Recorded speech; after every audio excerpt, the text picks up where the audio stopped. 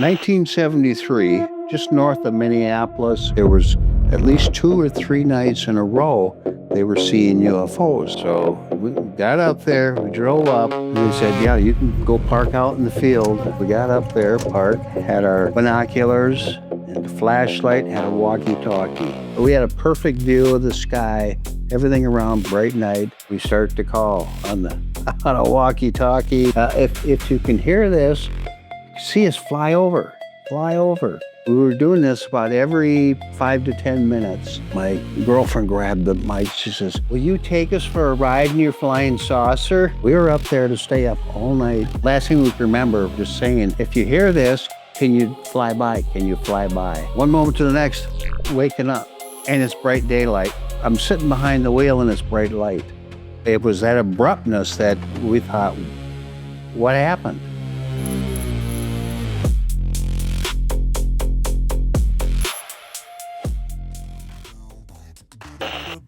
This is another episode of UFO Garage. I'm Ben. I'm Joe, and this is where we talk about UFOs, aliens, and all things weird. Woo! Yeah, dude, we got a good one today. Yes. It's going to be pretty fun. It's been a while since we've had like an in-studio guest. Yep. You know what I'm saying? Yeah, man. But we got one today. And in true Cheech and Chong form, usually Dave's not here, man. You know what I'm saying? I do know what you're saying, but Dave... Today, Dave is here. Dave. Dave Hamlin, welcome to the show, man. Thank you so much for being here. Oh, yeah. Thanks for having me. I've never seen anything like this. People tell us that a lot. They do, like to our faces. Quite like that before.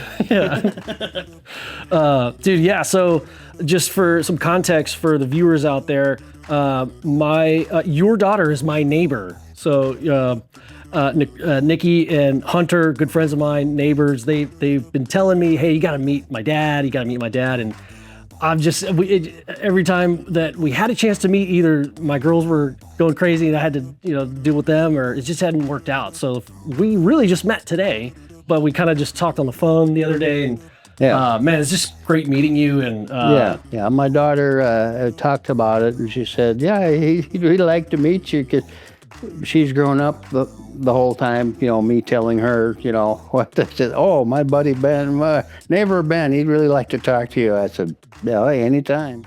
Yes. Yes, awesome. Dude. Well, so I've heard a little bit about your story on the phone.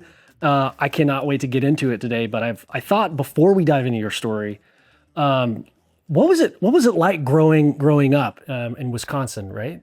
No, I grew up just a suburb of Minneapolis. Minnesota. Yeah. Minneapolis. Yeah. What was it like? Tell me a little bit about growing up. It was your typical suburban, growing up. In fact, the same house, 5 years old, grew up, had typical grade school. I think I had Catholic school for 4 years and couldn't wait to get back into regular school. But it was just a typical life growing up. Got through, graduated. Did a little bit after I graduated. Actually, just a couple of years, I checked into the post office, and I thought, hey, that'd be a nice career. They got good benefits. Did 35 years post office, and finally retired when I was 56. So been retired 18 years.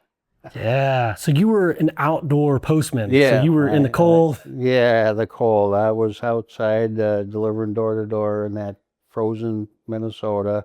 So couldn't wait to get to Texas. My daughter moved down to Texas, give it a try. She wasn't coming back. I said, okay, things didn't work out up there, so I moved down to Texas. Awesome, man. Awesome. So but I had a typical, childhood, growing up and stuff. So it was pretty, no real hardships, typical Boy Scout, paper route, all things you would. So I felt lucky, growing up in a suburb where, had room to move. Yeah, I like that. Not to mention a nice, great big gravel pit right behind our house where I could look for rocks and agates that I loved. Oh, nice. Love it, dude. Gravel pits, Yeah, paper man. route, Boy Scout. Back when men were men, dude. You Back know? when men were men. When men were men. Well, cool, dude. So you grew up in Minneapolis, suburb Minneapolis. suburb of Minneapolis, and were you in like at what point, what age, and what got you into the subject? Like, were you into the subject before your experience, or did you? Oh yeah. I mean, I've been a sci-fi buff for this is probably since 8 or 9 years old. Just always interested in it. And Star Trek came out. It was like, wow, but I mean, I was already in my teens then, but I was already collecting comics that, anything sci-fi. I mean, I was into it. Collected all the comics, collected any books on flying saucers and UFO stuff and the Twilight Zone I'd watch, Outer Limits. I mean, I was just always fascinated with it. It was just something that was just in me. So, I mean, everybody knew it too. I mean, if they'd be doing some art things, I'd be drawing, flying saucers fighting each other. I still got some of my pictures I drew in like 1963.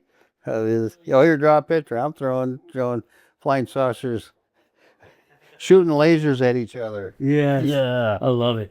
I've always liked the idea of pirates versus aliens. Like it was. Dude. Wait, what's that movie? There's an animated movie, Disney. It's literally pirate.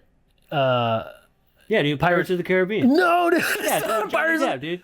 I know what you're talking about. I can't think of it, but he like surfs. He like has like a windsurfing board, but it's like a tech thing, and they're oh, I can't think of it. That sounds exactly like Pirates of the It's Caribbean. not Pirates of the Caribbean. The third one, I think. No. But what was it like? What was it like growing up, like through the original like space race, kind of like like the moon launching or like stuff like that. How was that? I was super psyched with my uncle. He actually worked at the space station. Very cool. Really? Yeah, and he gave me some like 8x10 glossies, the pictures of the rockets Yeah. that are showing off. I remember I had probably 8-10 of those I brought for show and tell that I could do. So I was always interested in the space stuff. I mean, it just anything to do with space, and I would just sit out for hours in a lawn chair with binoculars. I was looking. I could see you'd see a satellite. Whoa, okay, Yeah. Yeah. going across. Hoping to see. Okay, yeah, I'd love to see a big saucer come down and. I've seen a few strange things, but nothing close. Right.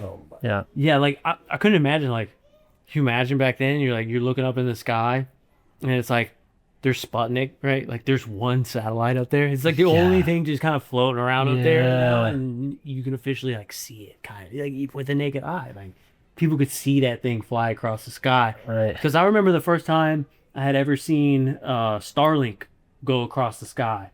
I was like, whoa, that's pretty nuts. I had seen the space station, I had seen some satellites, but, growing up in an era where sky's already full of stuff like that, Yep. Starlink was significant in that, like, yes, they're satellites, but how they're moving and what they're doing is completely different than what we're used to seeing. So, being around where you're like, oh, whoa, there's the one that the Russians. Yeah. You're like, oh. Yeah. I mean, there couldn't have been that many satellites in the '60s, right? Like. Oh, and when it was early, they would even say, oh, okay, if you look at 8:30 tonight from the west to the south, you'll see Skylab go across. Oh, really? Oh, that's cool. But even back then, you could always all you're going to see is a little star that's moving across. I mean, I always had this interest in the strange. Let's put it that way. Yes. And when sci-fi, I mean, I was just always that way. And when Star Wars came, and and Star Trek, and all that stuff, I've always been collected. Comics came out. I had huge collections of comics. Had used big collections of UFO magazines. always looking on news, try to hear something, what's going on. But I always had an interest in it, and it never waned. Right. Nice. Yeah, you got a pretty cool collection Yeah, you brought some. of magazines. There's a whole box, dude. Yeah, check these out. There's just a couple of them that he brought. They're pretty awesome. Yeah. But yeah, That what is that thing? that's really cool. And that's with this. See, that's the official UFO. That's like the first 5 copies of it. I'm not sure how many they came out, and then Sega came out with called UFO Report, and I probably have about 50 issues of that. So that was in '74 is when that came out, and just every month or whenever they came out, I got the next one. Yeah, that's really cool. What? Okay, I've never seen that photo. Yeah, that's Yes. an interesting one. That's. I wonder if Smiles has these. I bet he does. I bet he does. Yeah. But yeah, those are really cool. So cool. And there's a whole box of them. They get some. That's that Hopi. Yep. Yeah. Hieroglyphs. Petroglyphs. Petroglyphs. Yeah. Yeah. I'm gonna get some B-roll of that at the studio. Yeah, definitely. Those are awesome. Yeah, dude. Yeah, so pyramid. I mean, everything just always fascinated me. That was stranger than usual. Yes. And I'm not sure why, but I was always like that. I always collected stuff like that. My ears would perk up whenever what? Same. Well, you're in good company because that's basically me and Joe too. Just any narrative or story that's not what you're traditionally fed with religion or just basic stuff that people talk about, like any kind of mystery or anything having to do with science. Always interested in it. Like, Yeah, I was always interested, in science. I mean, I go through school. Of course, I have straight A's in science, but maybe C's or D's in English and stuff. It was always science and science and art and physical or gym. yeah, I have A's to Nice. balance me out. Yeah. But always interested in, like I said, ever since I first heard of UFOs and stuff, I was like, yeah, I'm looking to the sky all the time. Hours I'd sit out in the lawn chair, binoculars, stuff. So I was just how I always was. So what's your perspective been like recently? Like, obviously, growing up through a lot of this stuff, like, as something that people just didn't talk about to now to where it's like, oh, it's just like almost just mainstream news. Like, what's the shift there for you? Like, Yeah, and for me, nobody, because of how interested I was in it, nobody really even, ridiculed me too much about it. It wasn't like, but back then it was like, oh yeah, right, somebody saw something. For me, I didn't, doubt it. So, but that's just how I am, and it's just, it's just the proof they have now is you're a pretty small minority if you say no. Swamp gas. Yep. Yeah, it's just swamp gas. Yep. right. I think we're crossed that barrier for sure. Yeah. Oh, absolutely. Well, speaking of, dude, I think let's dive in. Let's dive into your story. I kind of want to know, let's set the scene for the audience, what year it was, where you were, who you were with. 1973 is when this actually happened. So we had heard from her family that lived in Wisconsin. Your girlfriend. My girlfriend. It was a farm just outside, just north of Minneapolis, and then into Wisconsin, 10 miles. So not that far away, but they heard that there was at least 2 or 3 nights in a row they were seeing UFOs. I went, that's the time we might be able to see one. So we got up there, we drove up, and they said, yeah, you can go park out in the field. So I think we got up just about, it was probably before it got dark. So we got up there, parked, got in a good position, had our binoculars and the flashlight, had a walkie-talkie. So started to get dark. We start to call on on a walkie-talkie. What made us think that, if they got enough scientific knowledge to fly here, they should hear that. But we would call a walkie-talkie. Hell, UFO, are you up there? If you can hear this, you can see us fly over. And we were doing this about every 5 to 10 minutes as we're watching. So we had a perfect view of the sky, everything around, bright night. And we kept calling and doing this. And it was, at one point, my girlfriend grabbed the mic. She says, will you take us for a ride in your flying saucer? And yeah, if you want to. So at this point, we're just hoping we can see them fly by. But we were doing this, and it didn't seem like it was maybe a couple hours into it. We were up there to stay up all night to watch this. We're doing that, and it was like from one moment to the next, we're calling them, one moment to the next, waking up. I'm sitting behind the wheel in this bright light, and we both, what happened? I no recollection of falling asleep or slumping, nothing. Right, I mean, it was like, wait a minute, this just... So you're sitting behind the wheel. I'm behind the wheel of my car. And what's your girlfriend doing when you? She's on the passenger side. So it was a big, no bucket seat, but it's a big long seat. So you'd think if we were going to go to sleep, would have been laying down or something like that. So you're both sitting up. Both sitting up. And it's daylight. And it's bright daylight. And last thing we can remember, we're just saying, hey, if you hear this, can you fly by?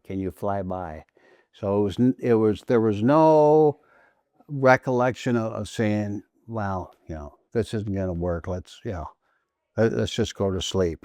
So it was that abruptness that we thought, what happened? Right. So not even sure what happened. But we do know that when we got up, that we were out there for quite a while, I guess. So I don't know what time it was in the morning when we got back. And then when we got back to the house, the people were, we saw them and said, of course. Her family? Her family said, did you see, wait a minute now, if we blew, we don't know what happened. Did you see lights? And they really hadn't gone outside, didn't see any, but I was super dehydrated. I mean, I drank 2 or 3 glasses of water, and everything just seemed off. It seemed like I couldn't concentrate on what they were saying. And the only thing different that I even knew, or why I even remembered it, there was a small cut on the back of my ankle, and I had no idea why I even remember I had that. But I did remember. I said, well, wait a minute, I didn't have that before, but it was enough in my memory that I remembered it was right after we did that. And I'd like to, and I can't remember far back, but like is there a scar? Maybe the walkie-talkie was missing too. I don't remember that. Is there a scar where it was, or? No, I don't even think that there was a scar there. But it may be kind of interesting to take a little metal detector down there sometime. Yeah. I think we might have to. Yeah. So the missing time, the extreme thirstiness. Yep, the little dehydration. Cut on the back of the leg. But it was hard just to concentrate on how they were talking. We both seemed kind of off. Yeah. And then we never really talked about it afterwards. I don't know, it was just something like we forgot. Like Terry Lovelace. Yep, too. that's exactly. Yep. Yeah. But I was telling Dave about that. The weird part of it was just so sudden that this just calling and then just all this, we had no idea. I mean, it's just like, wow. Yeah. That's so do you remember feeling at all different, but like before you passed or fell asleep, or, well, we don't know what happened. No, but nothing. I mean, all I remember is we were just calling on the radio, and the next thing I'm behind the wheel looking at bright daylight, and bam, what happened? How? Yeah. How the heck are we here? And so the family that's nearby, how far away was their house? Oh, they must have had a couple hundred acres, so we were, they wouldn't have been able to see where our car was even. Were y'all like parked in an open field? Oh, yeah. Great big open field. Yeah. And like tall trees around, or? Well, way off. So we got in a spot where we would have a good view of everything, for miles. Yeah. We could see on one point because it was up. So we would have had a good view of all around. Yeah. And the fact that this thing was, 2-3 days and a night. Yeah. I mean, if there hadn't have been any sightings at all, we'd have never, gone out there. Yeah. I mean, but when you heard that there was a spot and it was more than 2 nights, then there's, a good chance you might be able to be seeing something. Yeah. Yeah. And Gotta so go. we took advantage of it and went out there, and then planning on staying up all night to watch, and then to be knocked totally out. And we at the time just thought it was just so weird. Yeah. Something I'd like to know the difference in. I can't remember who told me this, but they were saying that there's a difference in lasers and flashlights. Somebody was saying that, like, Well, the other. they were saying that people that use flashlights are more. It happens more to them that they have this interaction with a flashlight as opposed to a laser. And I don't know what the difference is, but I'd like to look into that. Like an experience like this? Yeah. Oh, yeah, like interesting. to I have haven't an heard that. experience. Because I remember them saying, like, or I can't remember. I think I was saying, like, yeah, I'll just take my flashlight out there. They were like, no. Do not flash a flashlight. Uh-huh. And I was like, what? And they were like, if you're going to flash anything, flash like a laser or something. But Yeah. do not flash a flashlight because more than likely it'll happen. Don't use flashlights. And so I think about like the older generation where they didn't have lasers. All they had was flashlights, Oh. and then you have all of Yep. these abduction stories that happen like, back in the day. And it's because everybody's using flashlights, and now we're out there with whole groups with lasers, and everybody's just like, oh yeah, we saw that, and they go home and do the thing. But in this case, there they are with a flashlight and a walkie-talkie, and it's like, boom, Yeah. like I don't think there was that many people back in '73 that would actually go, oh, I want to go out with a flashlight. I'm gonna go do and this. try to attract them. I mean, years after that, big groups who go out, they're shining huge, big searchlights up on this guy to do it. Yeah. But back then, I don't think there was much of that going on. Yeah. But I've always just been super interested in it, and then kind of in the back of my mind, always wondering, well, maybe something was off on it, but it was such a weird feeling, afterward. But the strangest feeling of the whole thing was just not knowing that, usually I know nothing's happening. Oh, let's go to sleep. It just to be turned off like this and then bam, light. I've never had that experience before, and so that's why I've now I'm checking into it more. In fact, nowadays, if I ever hear of a flap somewhere that's close enough to drive to, Get in the Pontiac, man. I'd get out there and I'd get a flashlight and not a laser. And a walkie-talkie. And maybe I'd get a CB instead of a... Right? Yeah. So it's been over 50 years, and this whole time you've never had a dream or nothing to trigger any memories? Nothing I've been, nothing that I've never had a dream that would have tied, that into it. Yeah. Do you watch any films, or I know you read books, but watch films about abductions? So like you've seen, things. I've seen all the different, things like that, and then nothing that can have been, could have like triggered something. Right. And, if I was to go into regression, who knows what, they might be able to find something, maybe nothing, maybe I couldn't be, but I've seen enough watching the movies that, maybe something like that'll trigger it. But as far as I know, whatever their technique they use, it's pretty good ratio with the people. I have no idea. Some people have some, after they have no idea, and then all of a sudden when they do remember, wow, now they remember 8 different times that possibly happened. Right. And it's interesting because we always look at cases that have it plays out over time, where there's always something going on. But very rarely do we see the cases of like in his case where there's no like extra memories or dreams or anything like that. Like it could be a case of like them just showing off, right? Because we never hear about that. Them just showing off, right? And this could be a case where they're like, oh, y'all are just down there. Let me show off real quick. Yeah. It could have been a case where they says, hey, they want to go for a ride. I mean, who knows? They brought us up and says, sorry, we're going to have to let you not remember it, though. Yeah. But, y'all could have been having the best time of your life, eating Funyuns. Right. And as far as, being bad experience or something like that, there was nothing other than the little cut on my foot after that. And I'm of a mind where...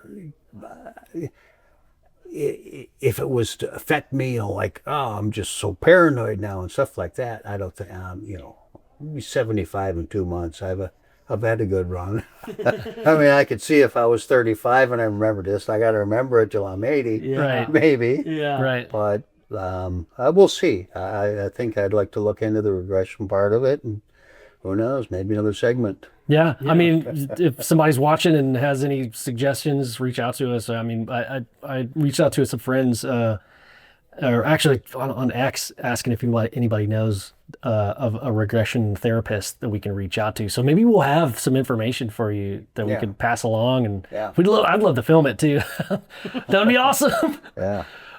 And like I said, I'm pretty sure it was Grantsburg, Wisconsin. I may, try to contact and make sure if I talk to her. She remembers. Your old girl? She remembers. Yeah. She might. I got, I'd be able to contact, and then. But from what I've read, it was Elmwood, Wisconsin. That was the most anywhere in the United States ever for that year. 73 in the United States was the biggest. The whole town is like commemorative for it. But but I was pretty sure it was this Grantsburg, because she ended up finally, getting part of that family farm. But I'm sure that's what it was. But it would have been. And like I said, if I hear of a 2 or 3 sightings, that's not, an hour, 2 hours away, I'll go out there. Oh yeah. I think we should all 3 ride together on the next. That happens. Right, yeah. I've seen 4 different occasions where I've seen things in the sky, but nothing that's been more than if you held a pea out, for size. Yeah. And I think the first one I saw. Like when you see a satellite, okay, it's just like a star. So we're way up north, up by Duluth, kind of, and we had a bunch of kids around the campfire too, and everybody's out there. So we're all looking at the stars, of course, and we see what's like a satellite. It's coming over, and they're going, "Oh, Roman, it's going like this," and it stops. Then it goes over this way. Stops. And it goes this way. And they're all going, "Oh, look at it's going. Now it's getting some gas from that star. And now it's coming over gas this star." And I'm going, "That's not a satellite." That, so that was the first time I saw something really weird in it. And I think the next time I saw is where I lived in Hopkins. And I was just, maybe 2 o'clock in the morning at night. I just happened to be out. Now I'm always looking up at the sky before I go in. And there was, from one side of the sky to the other horizon, 2 red cylinders. I would say, if you held it out, pea size, but they were like this together, bright red, They went from one side to the other horizon in less than 2 or 3 seconds, just Whoa. like that. I'm looking at it. The only people around were was the couple sitting on their car making out. I go, did you see that? And they go, well, what? Excuse me. Nobody saw it. Bring it up. Bring it up. Yeah. Another time I saw what was an orange ball. It, like you said, just small. And I saw that go from, one side of the sky, not as fast as that red one did. And another time I saw a bright white round light right next to the highway in Wisconsin when I was going up along the river. That was even larger than the other one, but it was just bright. And I'm trying to follow so I can see up, because I could see it at different distances going I'm driving 80, 85 miles an hour down that Wisconsin road, trying to get up enough to finally get a good view of it. I could see it at every dip that I went. And I was going for at least 10 minutes, and I was going 85 or 90 trying to catch up with it, but I never did. Yeah. Dang. But I'm going, whoa. So it was going over the river? No, I was going alongside the river. But but it was light... over on the land side. Oh, okay. So I'm going up the river, and right here, and then on this side of it is where, so you'll come, when you're driving like this, there'll be, crests in the land, and then you can kind of get down to a spot where you look over the cornfields and stuff. But this thing was just fine, but it was going like 80, 90 miles an hour, and I was trying to catch up so I wouldn't lose it. Yeah. Well, wasn't that much traffic, so I was lucky enough to go. Lucky enough a cop wasn't around. Yeah. I always like... explaining that, right? Yeah. I swear there was a UFO. Is there a reason for your speed tonight, sir? I had to track down this UFO over here. Yeah. You want me to tell you the truth? Absolutely. Still arrests you for it. Yeah. I think, if I ever see something while driving, I'm going to floor it. I'm sorry, but I'm just going to try to figure it out. Or I guess if it's close enough, I'll pull over, but right. Or if it's coming right at you, maybe go in reverse. You're right, yeah. I want to know, Dave, what do you think happened that night? I think, well, what are the odds? The odds are probably way more that maybe nothing happened, that we had fallen asleep. But there's a chance that, because it's just so weird, of that big chunk of time where I have no idea what's going on, and boom, maybe there's something there.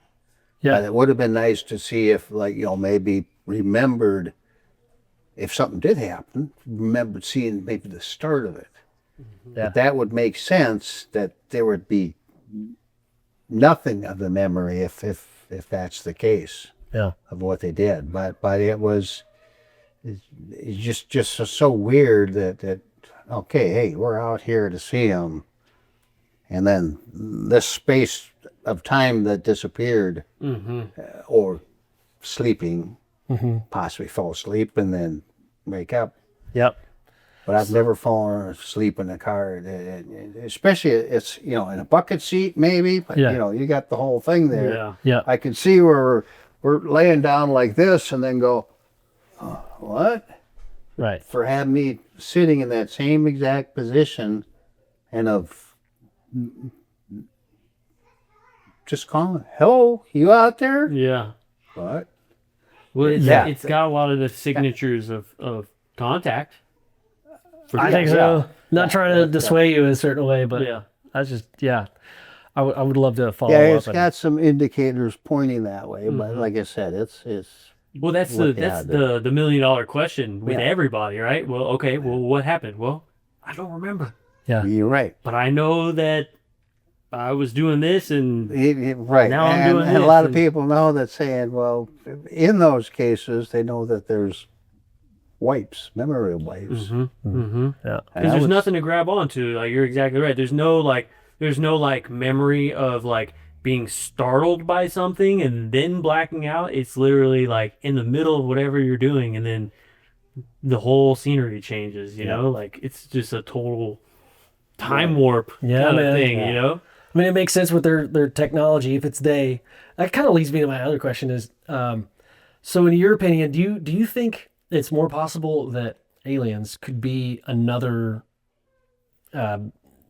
humanoid type advanced civilization, or do you think it's more of a spiritual aspect, like more like gods and? No, I think it's a whole other civilization. I mean, they've come up from amoebas like us, but maybe millions of years before, even before. They're just they're and but why they're, you know, yeah, is head, two arms, two eyes, stuff like that, or supposedly when we see them, that's how we perceive them. But I don't think they're like angels or spiritual things. I think they're just, and as far as, you know, the distance of coming from Sigma 0.38 trillion light year, there's probably dimension, slipping through a dimension or a wormhole, so to speak, rather than traveling the distances there. But when you're talking about something so scientifically advanced as, you know, how they can travel, you know, they could probably, you know, I mean, the G-forces that we can't. Would turn to mush. Oh, no, we're much in a 1/trillionth of what kind of distance that they come. Yeah. But and there's, like I said, from the descriptions they've given, they're all over and different. But there's more and more, and even the old stories that were told, that were, you know, documented in the books, are even under more scrutiny now and stuff like that. Mm-hmm. And as far as being made up, you know, just like, oh, someone just, you know, made this up.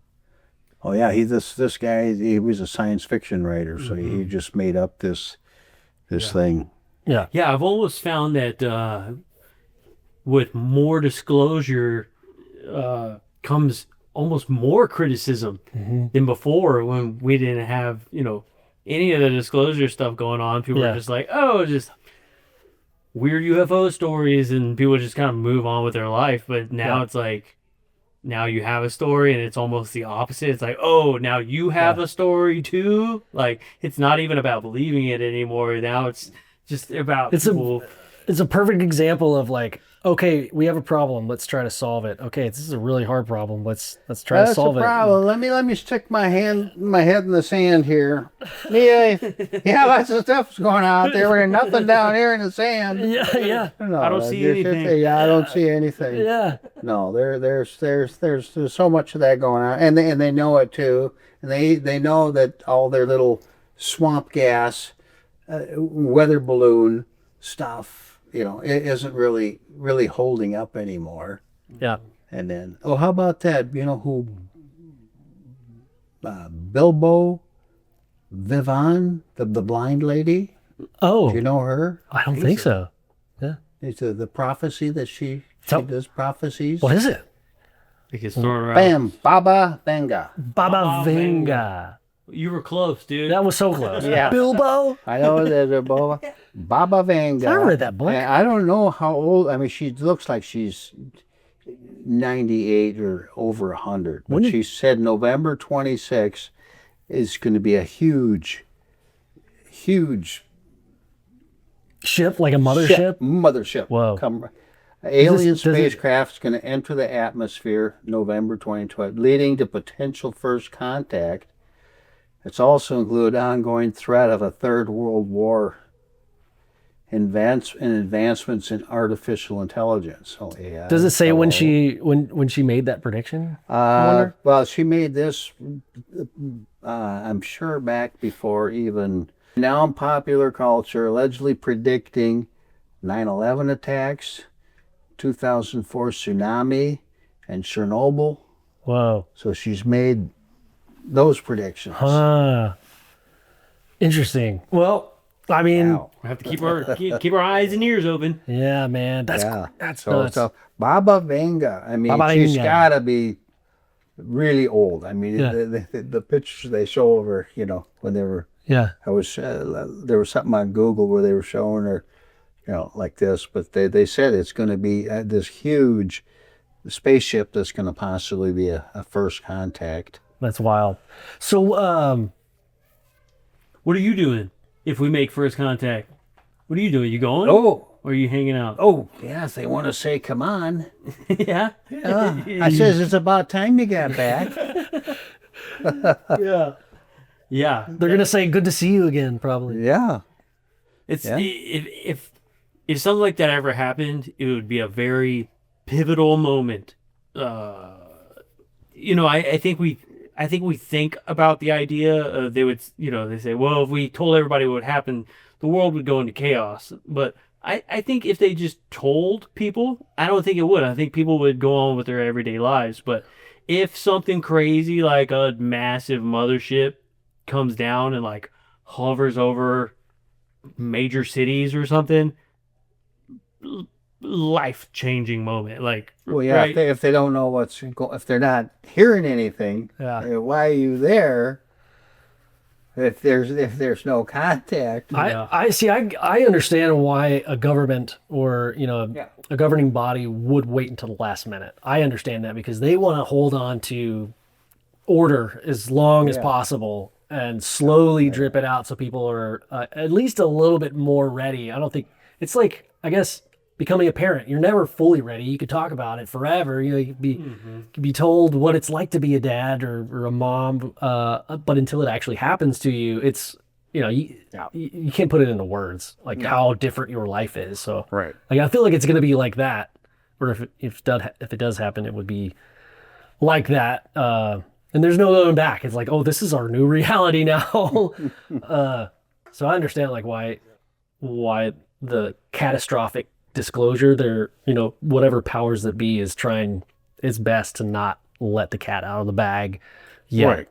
They just discredited it. That was their biggest tactic, was making it something else. Yeah. It is like, well, no, this is what was this? What was that? Well, it's But also now they're at the point where they're saying, well, can't say for sure, but it's something definitely different. there's something. I mean, they got videos of these things going, I don't know how fast, underwater. Yeah. Well, I'm in a school of fish. These fish are known Going to go 200 like, miles an hour. 800 miles an hour under the water. Yeah. Yeah. No way, dude. Yeah, that's not, I don't think. An 800-mile-an-hour fish? Yeah. Big fish. Get out Yeah, of here. have you seen some of the footage that they had of that? The stuff that's going Yeah. on. I don't think I've seen footage of Yeah. it. I mean, there's the things going underwater. And of Wow. course, then you get the you can hear the pilots that are, look at that thing, look at that thing. And so Wow. these are ones that they've actually been able to make public. I mean, I've seen the Tic Tac video, but Yeah. I haven't seen the one that's underwater. Yeah, there's one they show it going underwater when Whoa. they're doing it. You see that one in Israel? That Oh, Yes, yeah. the Dome of the game? Rock video. Yeah. Yes, I've seen that one. Yeah. it's Yeah. just like, That's one of my okay, and favorites. everybody sees this and they're going like, oh, who is it? David Copperfield? All right. No, it's Chris Angel, dude. Yeah, dude. No, that's right. That's I think it's one of my favorite videos. Is that The Chris Angel video? No, the Oh. Dome of the Rock. Yeah, mine too. That Yeah, one's- I mean, it's just like hard to dispute stuff like that. And Yeah. but then how do you, Billy Myers and stuff like that? Well, he was like, but there's some of that you don't know. I mean, so this is back in the 70s where I was, looking at it and wow, Yep. there are actually pictures of these flying saucers. Well, how much of it is that people can do it? And nowadays they can make a movie. I mean, they make a movie with a picture of a flying saucer lighting right in front of the White House and then taking off again. Yeah, with the AI. But and all there, that. there was the UFOs that were right over the White House for, they were like right over it. Yeah, like with 49, I think. hundreds of people that saw it. Mm-hmm. Yep. Yeah, it's back probably in the 60s or Was it the 60s? Yeah. I thought it was in the 40s or early 50s. yeah, it was a way back. Yeah. Dang. because I know I've seen the newspaper clip. It like was the videos. it was a big deal after World War One because also the Battle of Los Angeles, Yeah. where they just started firing artillery cannons in the sky because they thought it was some remnant stuff that was still happening after World War One, and they were just shooting it and it caused a lot of damage because they didn't. We had the hit Battle anything. of Los Angeles. Yeah. Yeah, they were shooting at the UFOs. Yep. That were Yep, didn't hit anything, dude. UFOs are laughing going. They're like, we're just gonna like go up here instead. Like, no big deal.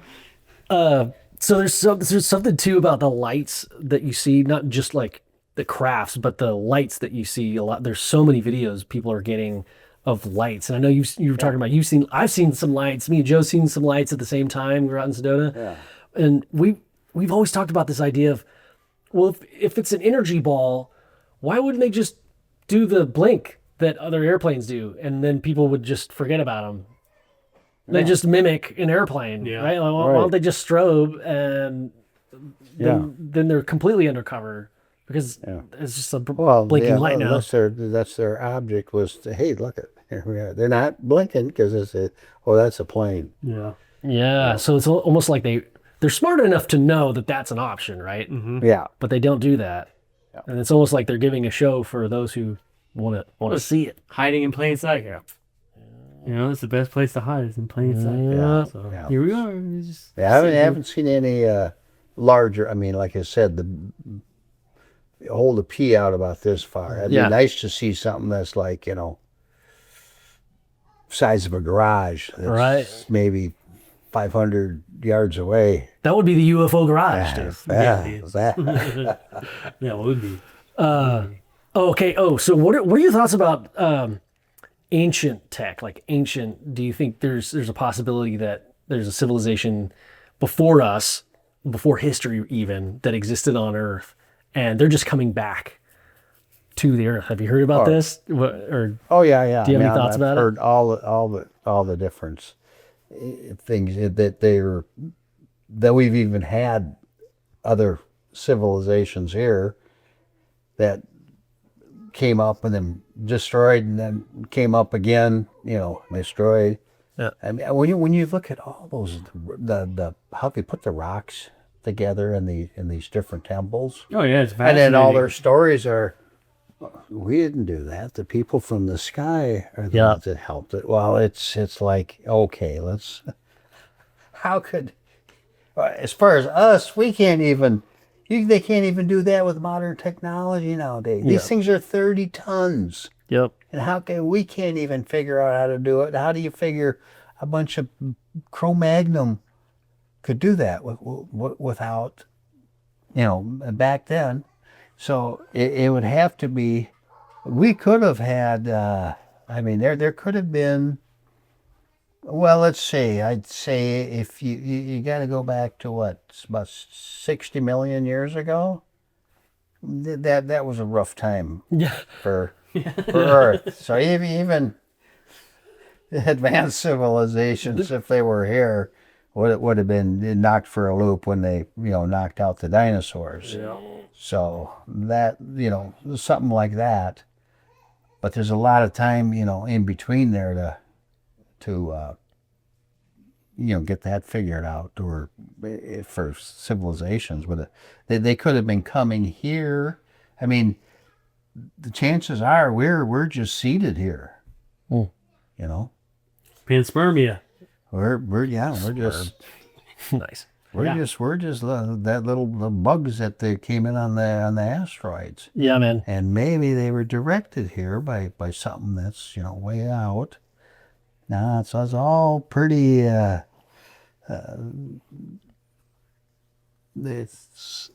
Some of it could be directed. You try to figure out, how in the heck did all the Cro-Magnons or the Neanderthals just disappear?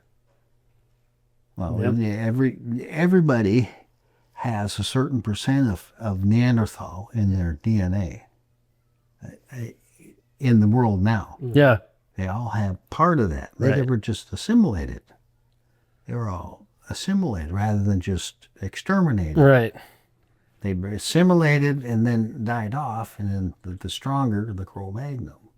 Yep. I mean, they even said the last either 6 to 10,000 years there weren't any blue-eyed people. Yeah, I've heard that blue eyes are a new The thing. blue-eyed were only came within 6 to 10,000 years from a mutated gene. That's kind of weird. That Okay, I've got another question about where do you think religion fits in with all this? My religion is basically what man has invented, interpreted. I mean, so religions have come up by how men have determined a story or that they heard. So I think all religions have come up from not really, something that was told. But if they were told, they was probably a sky person that possibly told them that. So as far as believing, I think there's a overall beyond. I think there's enough that we're all connected to like our brain is like an electrical. It's totally. And I think even, I mean, are we like a mouse that just dies and it just you throw it in a garbage can, or do we have an actual electrical thing that's going to go and blend in with other electricals? And a lot of religions are saying, oh, okay, we die, then we go into the next one and the next. That's all a philosophy, I think. Man has made up religion because he's heard that story from it. So, do you think religion would change if disclosure would have happened? Well, if they heard, as far as they see aliens, you'd have the really hard religious people say they're devils and they're Satan, the ones that do that. You imagine the 1800s and they see that? Yeah. They'd all call them they were devils. They'd be all devils. I mean, what if it's not so much that they would just call them devils? What if it's that they're experiencing the exact same thing, but the phenomena is representing itself in a different way to modern people than it did with the ancient culture?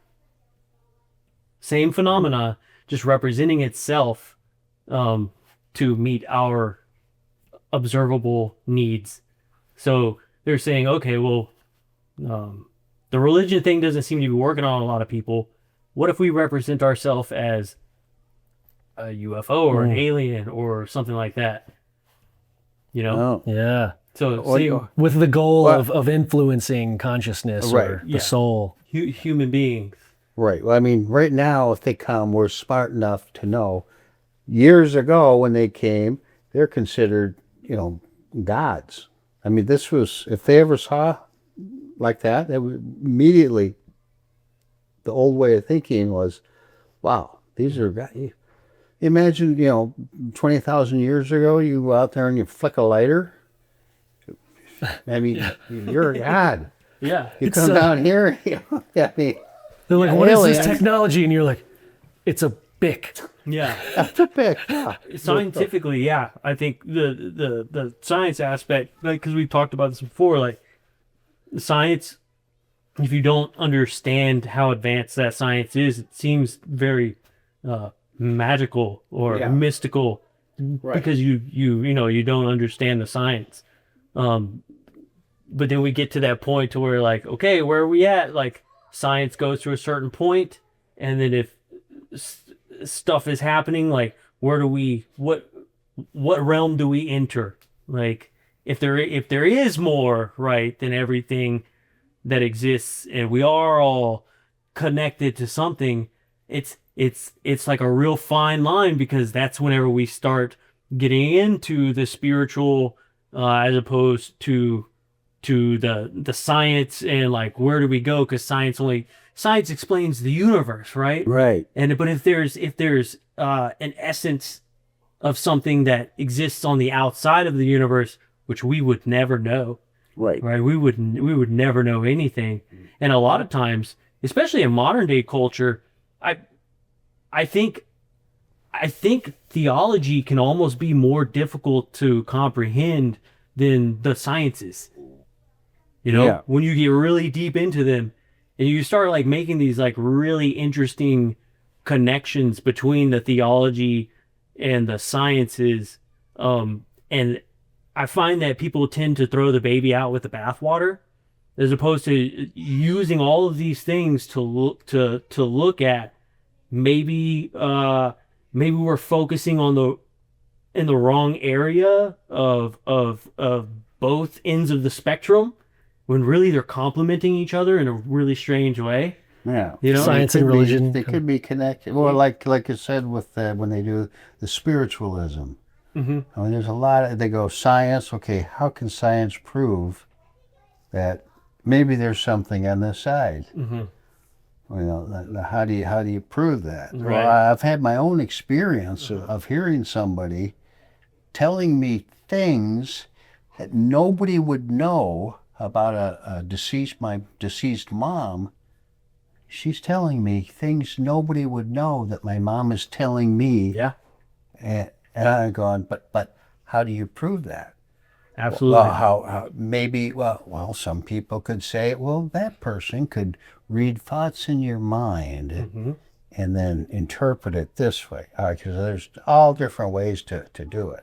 But for the normal person going, and you're listening saying, oh, this is, she's saying it from this side. Okay, now that's now you're getting the belief that, well, yeah, there's a place to go when we're gone. Right. There is a place to go. Maybe scientific, this is a real.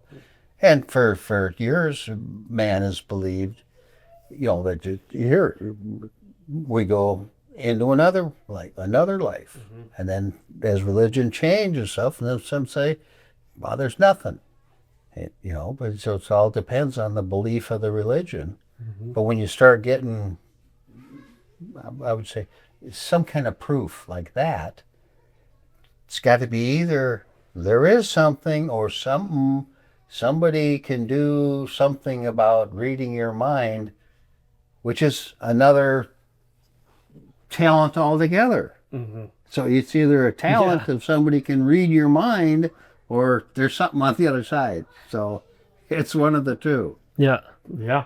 But Yeah. It goes back to what I was, I guess, kind of starting to say earlier. Like it's a perfect example of once you get an answer to a really complicated question, there's only more questions. That's why things are like when we talk about proof, that just is opening up so many more questions. Oh, this is real. Oh, this is real. Okay, now I have a bajillion more questions now. That's real. Well, wait a minute. Then it's It would be for me the same thing with UFOs and then religion. Seeing a miracle happen, or an apparition, or an alien come by, or a UFO. My brain would be like, okay, well, that's real. Now I have more questions and more questions, and if that's real, where did they come from? yeah. Oh, wait a minute. Yeah. It's a never-ending cycle for sure. yeah, Yeah. But that's what keeps you busy. yeah. That's what keeps the mind sharp Yeah, and man. going. Well, Dave, dude, I've had a freaking blast, man. Yeah, Thank you so much for okay, doing yeah, this, dude. Great. Yeah. Great for this. Yeah, and then they keep me in touch with, because I would do any kind of, if somebody could do a regression thing on that. Yes. I mean, there might be something to pull out, might not, but doesn't hurt to try. Right. And for me, I'm not that worried that if you open this thing and you're going to be, that doesn't, I'm too, You're not worried about the I'm too negative. open-minded for that. Yeah. It's like someone says, oh, you want to call up the devil, then they're going to be around all over the place. I mean, And who knows? you've heard of the hitchhiker effect, once you're kind of consciously aware that something happened. I don't know. But but I mean, as far as regression, I don't think there's something that was so violently done that, that if I would have remembered, they'd put me in there and tortured us. yeah. I had a little cut in the back of my foot. Yeah. So, Yeah. and if I could remember, I'm of the fact that I love to be able to remember something like that. If I was scared to death of it, no, I wouldn't do it. But Right. for me, being as interested in always interested, I'd be interested to know. Yeah. Than not knowing. Definitely a personal choice, that's for sure. Yeah. Because that would, everybody will say, like, I'm curious. don't do it unless you want to do it. So in your case, if you want to do it, I'm fine with that. And I would Satisfy, even check yeah. with my girlfriend and say, guess what? yep. And if it was something really weird, I'd say, don't do it. Yeah. I can give you all the information you want. Yeah, definitely. Well, that was great, man. So awesome. Yeah, definitely. Till next time. Well, hey, this has been another episode of UFO Garage. Later. Peace. One garage. Dr. Scientist. In charge. We smart. We party hard. Got aliens parked in the yard.